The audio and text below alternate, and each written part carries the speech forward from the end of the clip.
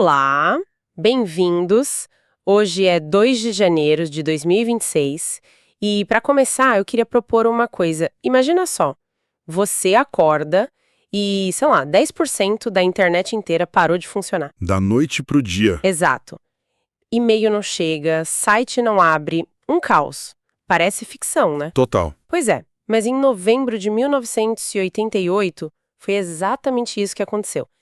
Hoje a gente vai mergulhar fundo num evento que moldou o mundo digital antes mesmo de existir a World Wide Web que a gente conhece. E as nossas fontes são vários artigos que contam essa história, que foi, na prática, o primeiro grande ataque cibernético da história. E a nossa missão aqui é entender o que foi o Worm de Morris, como ele se alastrou tão rápido e, o principal, debater a grande questão que fica até hoje.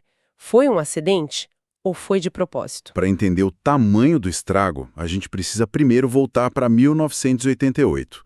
A internet não era o que é hoje, nem de longe. Não mesmo. Era uma rede chamada ARPANET, que estava virando o NSFNet, tinha tipo uns 60 mil computadores ligados nela. 60 mil, hoje a gente tem isso num bairro. Exato. E quem usava? Basicamente militares, agências do governo e, principalmente, pesquisadores de universidade. Era um clube bem fechado. E um ponto que as fontes batem muito na tecla é a cultura da época, né? É o ponto-chave. A segurança era, baseada em confiança. Era como um jardim sem muros, sabe? Todo mundo partia do princípio que ninguém ali ia querer fazer mal pro sistema. Um jardim que estava prestes a receber uma praga. Vamos lá. 2 de novembro de 1988. Do nada, computadores no MIT, na NASA, em Berkeley, Stanford. Só lugar de ponta. Só elite. Todos começam a ficar lentos, a travar. Um caos. E no epicentro disso tudo estava Robert Tapham Morris, um estudante de pós-graduação de 23 anos. Da Universidade Cornell. E aí já vem a primeira grande ironia da história. Que é inacreditável. O pai dele, Robert Morris Sr., era ninguém menos que o cientista-chefe da Agência de Segurança Nacional, a NSA. Nossa! Quer dizer, o cara responsável pela segurança digital do país tinha em casa o filho que ia causar o maior incidente de segurança da história até então? É um roteiro de filme. E o objetivo que o Morris declarou, e que o FBI depois meio que confirmou, era, na superfície, bem ingênuo. Ele dizia que só queria medir o tamanho da internet. Medir a internet. Isso me soa um pouco simplista demais, não acha? Um cara genial, filho de quem era, vai criar um programa super complexo só por curiosidade. Essa é a grande questão que paira sobre essa história inteira. Mas, tecnicamente, o que ele criou não foi um vírus, e sim um worm, um verme. E qual a diferença, na prática? É sutil, mas é crucial. Um vírus precisa de um hospedeiro. Pensa num arquivo que você baixa. Ele se gruda ali. Já o worm não. Ele é autônomo. Ele se replica e se espalha pela rede sozinho, explorando as falhas que encontra. Não precisa de ajuda humana. Nenhuma. E para fazer isso ele usava um ataque triplo, o que mostra o quão sofisticado o programa era. Certo. As fontes falam disso. Não era uma porta só, eram 3. Exatamente. A primeira era uma falha no sistema de e-mail da época, o SendMail. Tinha um modo de depuração que ficava ligado e, pronto, porta aberta. A segunda era um programa chamado Finger, né? Isso, que identificava usuários na rede. O Worm usava uma falha clássica de buffer overflow nele. Buffer overflow é tipo quando você enche um copo com mais água do que ele aguenta e a água que derrama é o código malicioso, é isso? É uma analogia perfeita. E o terceiro método era mais direto, tentar adivinhar senhas. Força bruta. Pura força bruta. Ele tinha uma listinha de senhas comuns e tentava coisas óbvias, tipo o nome do usuário ser a senha. Essa abordagem tripla aumentava muito a chance de sucesso. Ok, então temos um estudante brilhante, um programa engenhoso para um propósito que, supostamente, era inofensivo. Onde foi que tudo deu tão, mas tão errado? E aqui é onde as coisas ficam realmente interessantes. O erro fatal ou a característica fatal, dependendo de como você encara, Exato. estava numa única parte do código. O Morris, talvez com medo de que os administradores de sistema achassem e apagassem o programa dele, o programou para ser muito persistente. Ele não queria que o medidor dele fosse desligado. Isso. O código tinha uma checagem. Antes de infectar, o worm perguntava: "Ei, já tem uma cópia minha aqui?" Se a resposta fosse sim, ele parava. Na maioria das vezes. Ah, na maioria das vezes, aí que mora o perigo. Aí que mora o perigo, porque Morris adicionou uma condição. Em 1 de cada 7 verificações, o worm se copiaria de novo, mesmo se já estivesse lá. Ele fez isso para enganar sistemas que pudessem dar uma resposta falsa. 1 em 7. Parece pouco, né? Mas o efeito foi uma bola de neve. Foi uma catástrofe em cascata. Essa decisão de 1 em 7, que parecia uma precaução, criou um loop infinito. As máquinas não eram infectadas uma vez. Eram infectadas centenas, milhares de vezes. Exato. E cada cópia de worm consumia processamento. Em pouco tempo, os computadores ficavam tão sobrecarregados que simplesmente travavam. O que o Morris criou, querendo ou não, foi o primeiro ataque de negação de serviço, um DOS em larga escala. E os números são chocantes. Cerca de 6 mil computadores, 10% de toda a internet da época, viraram peso de papel. E a reação foi desesperada. Como não sabiam parar o worm pelo software, eles partiram para o hardware. Ancaram os cabos. Literalmente. Desconectaram os cabos de rede, universidades inteiras, laboratórios, ficaram completamente isolados do mundo. E tem um fato curioso que as fontes trazem, que é como isso levou o assunto para o público geral, né? Sim, foi a primeira vez que o Jornal Nacional da época, digamos assim, falou sobre malware. Mostravam imagens daquelas linhas de código na TV. E foi aí que o termo vírus de computador pegou. Mesmo sendo um worm. Exato. Mas vírus é uma palavra mais forte e mais fácil de entender. O pânico era real. Enquanto isso, em Cornell, Robert Morris estava vendo o que ele tinha criado. Ele percebeu que o experimento saiu de controle de um jeito absurdo. Ele entrou em pânico. E tentou consertar, certo? Tentou. Ele pediu para um amigo em Harvard postar uma mensagem anônima num fórum da época, a Usenet. A mensagem pedia desculpas e, mais importante, dava as instruções de como parar o worm. Pelo próprio worm que ele criou, que a solução não conseguiu passar. É perfeito. Ele criou um incêndio e o caminhão de bombeiros ficou preso no engarrafamento que o próprio incêndio causou. É uma fábula moderna. E claro, o anonimato dele não durou muito.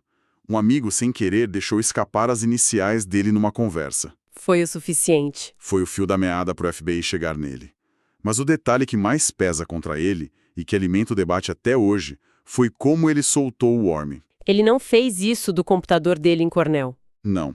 Ele primeiro invadiu um computador do MIT e lançou o programa de lá. Essa atitude já sugere que ele sabia que estava fazendo algo errado, né? Se era só um trabalho acadêmico, por que esconder a origem? Boa pergunta. No fim, o pai dele o aconselhou a confessar, e as consequências legais foram, bem, surpreendentes. Ele foi a primeira pessoa condenada por uma lei que tinha acabado de ser criada, a Computer Fraud and Abuse Act. Mas a sentença foi... Foi branda. Muito branda. extremamente branda para os padrões de hoje. Ele não foi preso. Espera aí, como assim? Ele não foi preso? Não. A pena foi 3 anos de liberdade condicional, 400 horas de serviço comunitário e uma multa de uns $10.000. Só isso, ele paralisa 10% de uma infraestrutura nacional crítica, causa um prejuízo estimado em milhões, e a pena é essa? Por que tão leve? É uma mistura de fatores.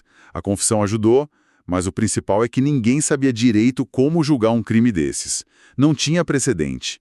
Como é que se mede o prejuízo de tempo de computador perdido em 1988? O sistema legal não acompanhou a tecnologia. Exato.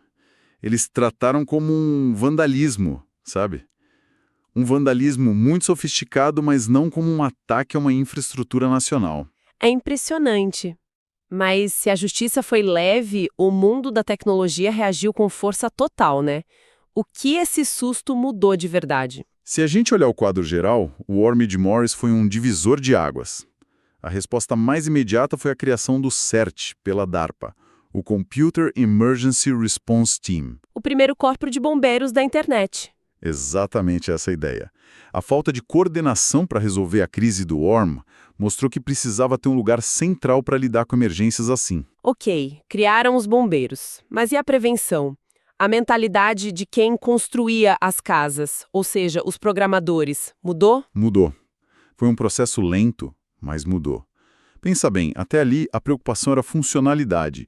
O programa faz o que tem que fazer. Sim ou não? Depois do Worm, uma nova pergunta virou obrigatória. O meu código é seguro? A segurança deixou de ser um detalhe para virar uma parte central do desenvolvimento. Foi a gente descobrindo que não bastava fazer um carro rápido. Ele precisava ter cinto de segurança e freio. E o Robert Tappan Morris? O que aconteceu com ele? A carreira dele acabou ali. Longe disso. E essa talvez seja a maior reviravolta da história. Depois de cumprir a pena, ele continuou a vida acadêmica, fez PhD em Harvard, virou professor no MIT. No MIT? Sim. E anos depois, foi um dos cofundadores da Y Combinator. Não acredito! A Y Combinator, a aceleradora do Airbnb, Dropbox, Reddit. O homem que quase quebrou a internet na infância ajudou a construir a fase adulta dela. Exatamente. Mas como? Hoje em dia ele seria banido da indústria para sempre. Como a comunidade aceitou isso? Acho que é um reflexo da cultura hacker daquela época. Havia uma admiração, mesmo que relutante, pela habilidade técnica dele.